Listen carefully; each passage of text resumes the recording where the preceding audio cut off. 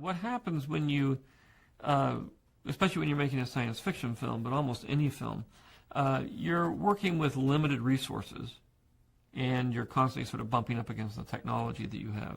Cinema is an extremely technological medium, so you're defined by those two barriers. One is resources, one is technology, and Star Wars especially bumped up against those. So I was never really able to tell the story that I wanted to tell. I had to self-censor the story down to something I knew could be done given the technology I had available. And I would push it occasionally. I'd develop a way of panning in outer space. I would develop a way of creating a 2.5 foot high character that could act. And, you know, really, so at that point, really challenges. And especially with the first film, I had very limited resources. I mean, the budget was $9,999,000, and for a film of that scope, it was, you know, almost an impossible exercise. I was used to it. I mean, the other movies I'd made had all been under $1 million, so I could sort of deal with that sort of thing. But at the same time, I was frustrated, and I got the film finished somehow. But it wasn't finished to the level that I'd want it to be finished. And there's a saying that films aren't well, I guess there's a saying among directors that a film is never finished, it's just abandoned. And for other directors, it's the film is never finished, they just finally take it away from you at some point. But no matter how the story goes, the director is usually left frustrated and not feeling that he's been able to complete his vision, or it's been altered one way or another. And so later on I had the opportunity when we were thinking about reissuing the films for the 20th anniversary of Star Wars, of fixing them up. And I said, well, this is a great chance for me to experiment with a new technology and see if I can do the prequels, and at the same time fix a lot of things that I was really frustrated with first time around with Star Wars that I couldn't complete properly because they didn't have enough time, money, or technology to do it with. And so that was a great experience for me. So the final version, now the DVD version of the films, when they finally get out there, will have all of the nuances that I've been looking for when I first did the films. George Lucas and his creative genius brought us Star Wars. And during the time when technology was not as it is today, this guy was a visionist. And when technology caught up to his vision, he started to remastering the original trilogy and bring in scenes or edit scenes to fit what he wrote for the story. Now, we know Kennedy allowed the original cut of the Star Wars to be shown at the BFI in the UK. So this is the recent news. There has always been a negativity towards George Lucas's decision to remaster the original trilogy by the fans who have seen Star Wars in the theaters when it first came out.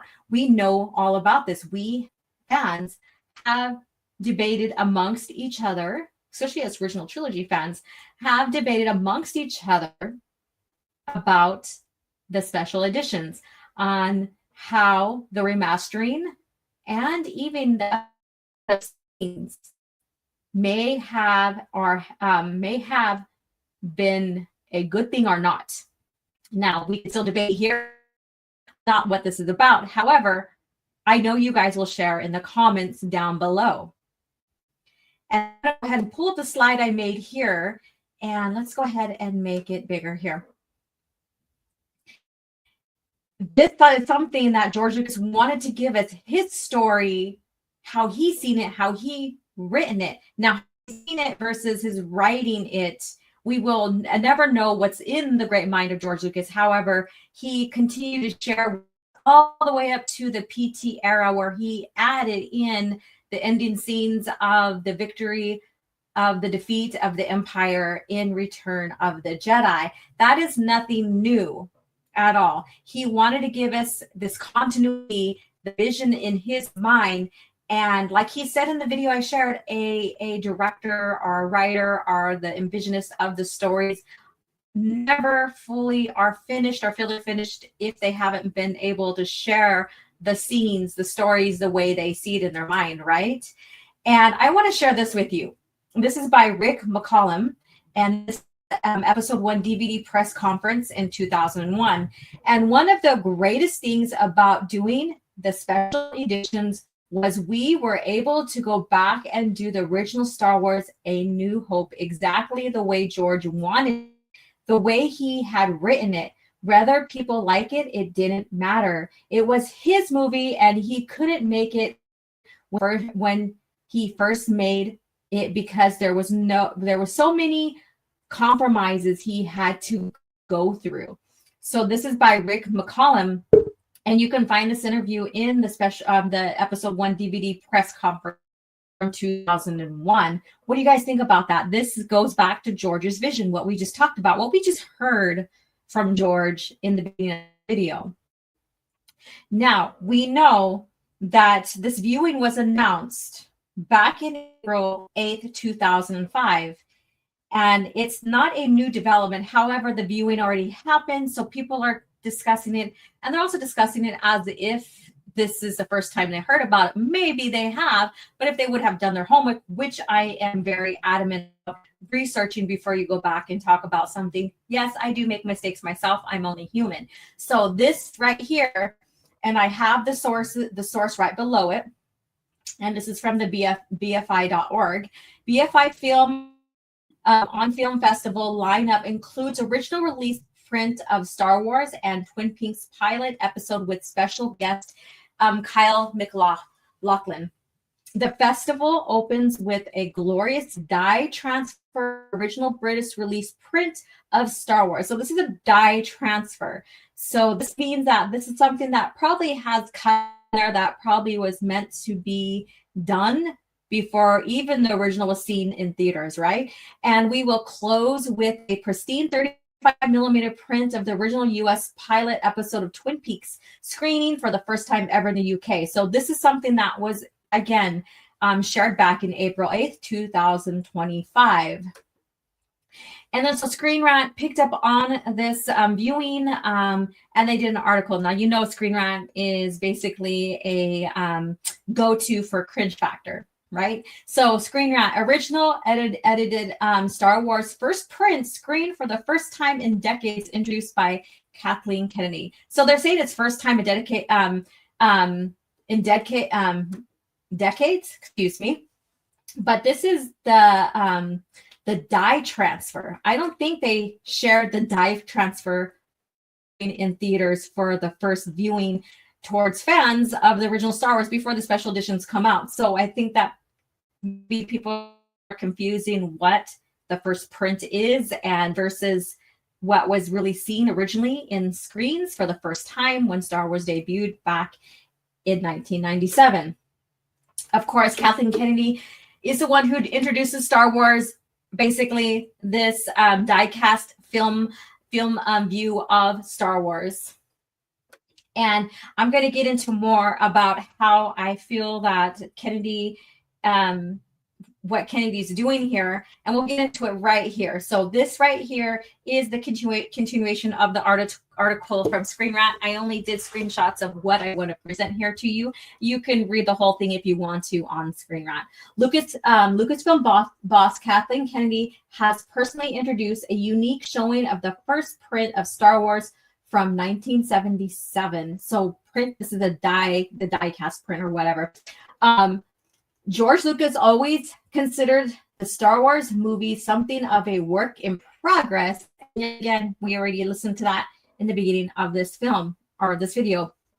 He made countless changes to over the decades, most notably in the Star Wars special editions. To the surprise and delight of the fans, though, the so-called first print of the very first Star Wars movie has just been aired in the FI Film on Film Festival in the UK. The showing was introduced by Lucasfilm boss Kathleen Kennedy herself, who had this to say. Now I'm going to get into this, but let's go ahead and I'll point out what I mean when I say Kennedy is throwing shade at George Lucas. This is from Kennedy. I came to legitimize them, making sure that you don't think this is an illegal screening. So she's going back to basically George saying that the special editions that are out now are the Star Wars and everything that came before, including the original that we seen in theaters back in 1990 or 1977, is not the official Star Wars. The special edition is. So people will probably think, oh, well, is this legal? Did she get permission? She's not confirming she even got permission, but she's also saying it's not in an illegal screening. So this goes back to contract. What was written in the contract? Do they have full rights to do this? We won't know, and until that's ever revealed, but I don't think that will ever be revealed. There's incredible folklore around this print. I have to say that even when I came into the company, there was always conversation about where everything was and what was in fact the first print. It's quite remarkable. What you're going to see is in fact the first print, and I am not sure there's another one quite like it. It's that R. And so basically print was the cast of it, or the diet of it, which I don't think that was what was viewed by fans in 1977, but maybe I'll get into this more and do some further research on that. There's so much tinkering that's gone over the years, the things that George Lucas decided, and then everybody's kind of lost track of what it was. So I think that's a little diss towards George Lucas and his decision to remaster and update some scenes. Now I have seen the very first original Star Wars, and I have seen several editions, and then I'll get to the one where you have the ending of Return of the Jedi with PT era stuff, because George was going into creating the prequel trilogy at the time, and he wanted to create one single continuity, right? And so I've seen it all. And there's also a remaster of the original that you could probably find even here on YouTube and watch it in its entirety.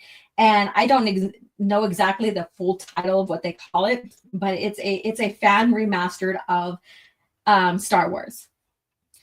Now I think she's throwing shade at George here to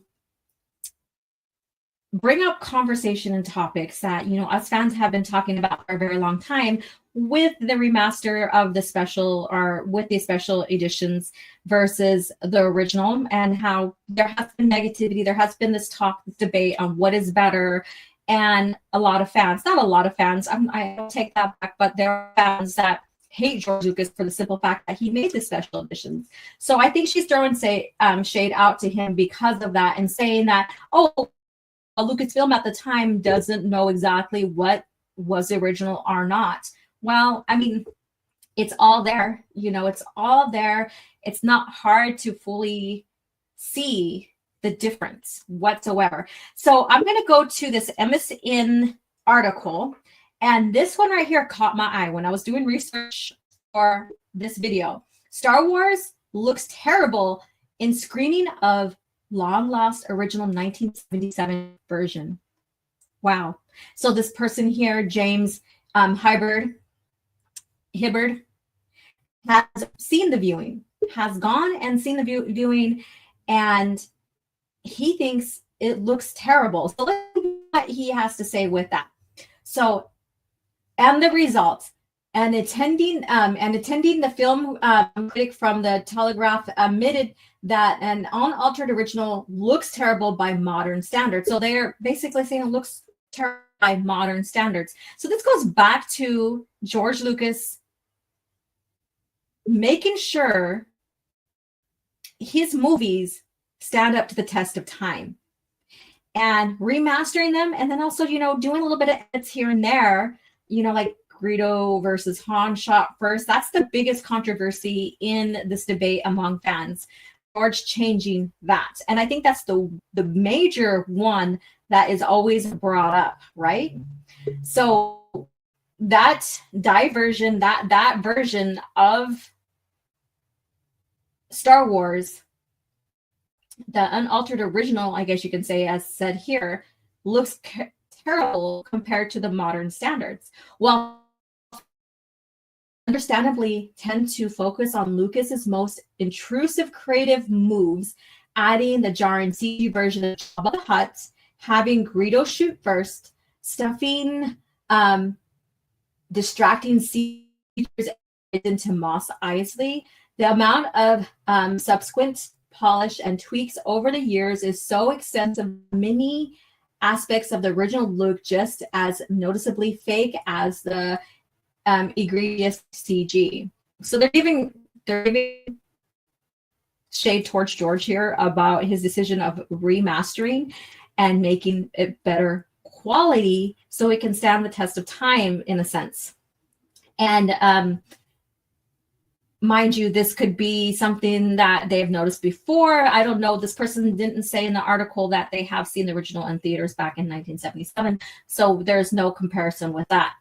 And they go on to say, I felt like I was watching a completely different film, wrote Robbie Collin, who called the print a joyous, craggy, grobby, stolidly carpeted spectacle that looks more like a fancy dress than a grand sci-fi epic. So see, they're giving they're critiquing this based upon modern standards of film versus what, how film was done back then. And we know that that is why George decided to remaster OT. And it was rebranded to special editions, and George made it clear that this is the Star Wars that he wanted to tell, right? So let's move on from this article. And again, the source is down below, right underneath, if you want to read the full article. And continuing from this, from day one, George Lucas has been making changes to these films. It hasn't just been here, here's one big scene change there. It's been the little nuance. It's been the sound effects. We're going to get to that in this video. It's been the smallest details, which you don't notice until now. You don't see it. Aldridge noted differences, like R2-D2 isn't hiding behind the rock when the Tusken Raiders come for them.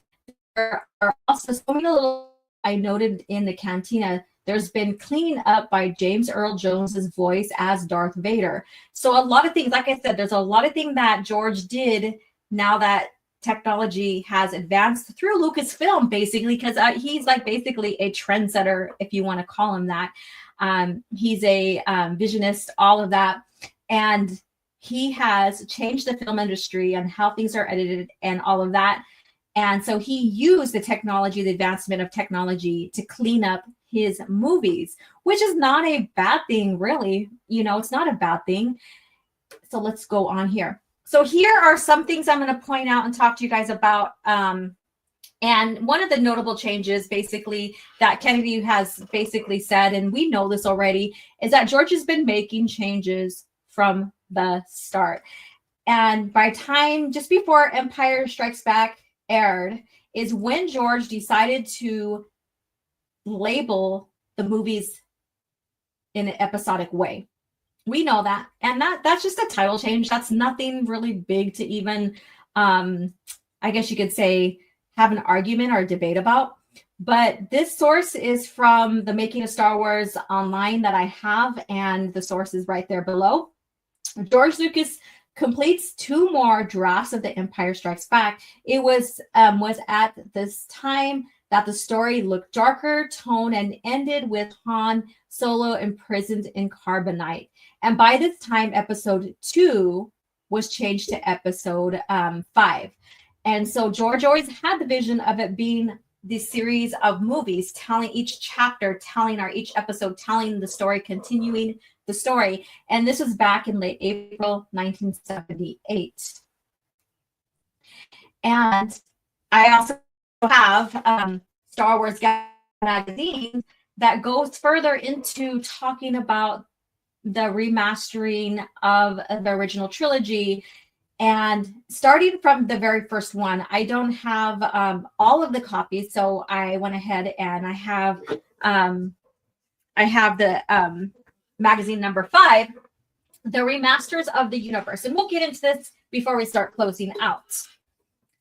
So the remasters of the universe, which with videos, technology, and marketing savvy, 20th Century Fox Home Entertainment has re-released the Star Wars trilogy on video. Okay, first the bad news.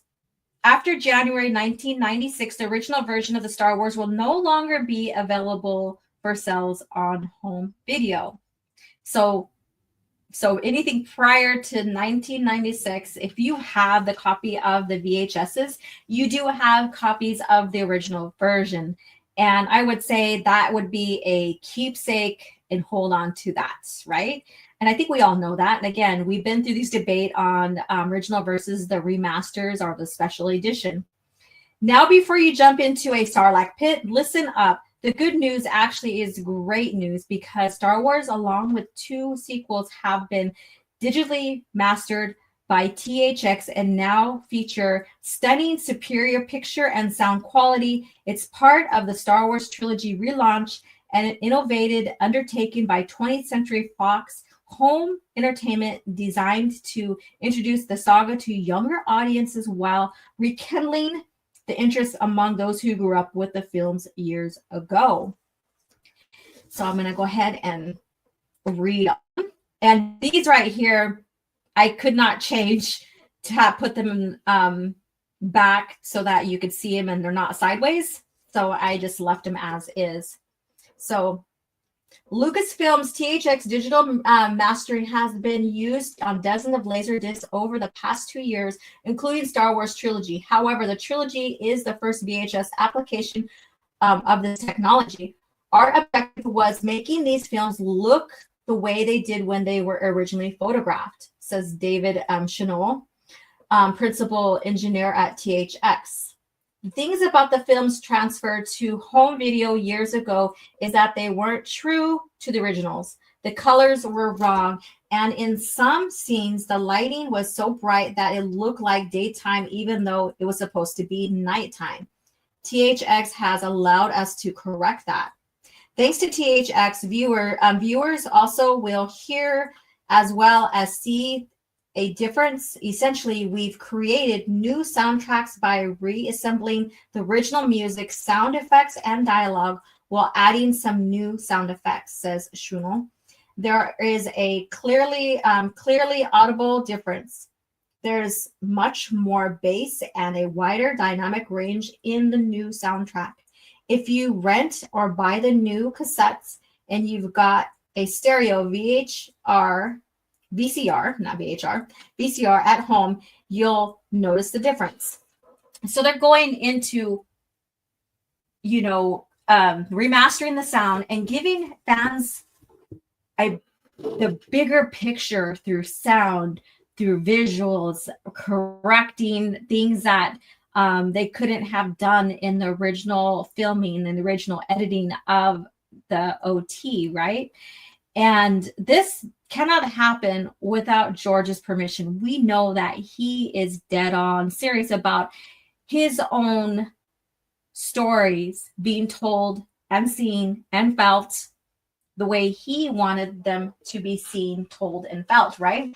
And so this cannot happen without his permission. And so we're going to go on to a little bit more about the sound and all that. So just as the Star Wars Trilogy Special Edition ties to the original movies to new special effects to making it right. The Dark Horse comics, and this goes into Dark Horse as well. Mind you, Star Wars is a multimedia project, not project, but franchise. Altogether, in itself, it's a project, right? Because it includes the movies, the comics, the novels, the games, all of it. It's all one canon, unless noted, which, gameplay is not canon, but the story is canon. So that's an example of how they tie their canon together. And that's something that has always been noted. So the Dark Horse comic book adaptation will do much the same thing. The series will be illustrated by Al Williamson, the artist George Lucas had originally wanted for Marvel Star Wars adaptation in 1977. So imagine that. I'd heard they'd like my work. Then I got a call from them a few months after Star Wars came out. Williamson remembers today. They were interested in having me do the art for the syndicated daily and Sunday newspaper strip. I sent them some samples and they liked them. But then I realized I couldn't do it. I had a contract with King Features, so I had to turn it down. So not only are they remastering, and also changing some scenes up, like I said, like some scenes are re-edited. They're still the same scenes. It doesn't change plot. And that's been my argument with this from the beginning, is they remastered some scenes, and some scenes George and company added EU elements to it. Like if you go into Shadows of the Empire, you can pick out what was added from there in the Star Wars OT version. And you can also do your research. Even in the PT, you have Shijor, you have Dash Rendar and his ship leaving Mos Espa as well. So going into this and looking how much this remaster is also going into and affecting the EU, it speaks volumes, because it's all about continuity. It is all about continuity. We need that. We notice that as fans, and that's why that was such a big, huge, point in Star Wars, especially when the Thrawn trilogy came out, is maintaining the continuity and good stories. And they did cater to fans. And this is George's continuing that approach and bringing Dark Horse in to tell the stories of the OT in how he is remastering it for the special editions. Now, here are some little bit of accounts on what fans thought of during the time of the remastering of the OT during the time. And some of them, people were happy. Again, some people were not so happy. But I just wanted to share this real quick with you regarding that, because again, this is something that we can debate and talk about what we liked and we disliked about the decision of this remastering of the OT, and now this being the only version of Star Wars because that's what George wanted. And this could be found in Star Wars Galaxy magazine number 10. And I highly recommend going and just picking up all these Star Wars Galaxy magazines to do your further research regarding the special editions. So with that being said, what do you think about this? What do you think about the airing of the so-called first cut of Star Wars? Do you think that's something good? Do you think that's just a teaser? Do you think that they are going to now publish it and make it available to fans? Also, regarding Kathleen Kennedy and her little shots towards George, do you think that this is her trying to be the good guy in this all? Like, look at me. I'm going to show you what George didn't intend for you to have.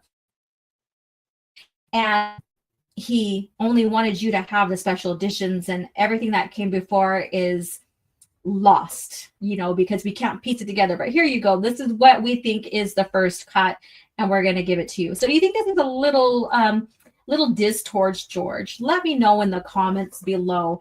And with that being said, because I've been doing my research through the Star Wars Galaxy magazine, stay tuned for not a part 2, but just another video on all the changes that the special editions made. And again, if you're watching, let me know. If you concluded in this video with me, let me know what changes you liked, what changes you didn't like, and let's have our conversation. And also, what do you think about what Kennedy had to say and this filming of the first cut of Star Wars? Do you wish you could have been there? And with that being said, thank you again for tuning in, and you guys have a great day.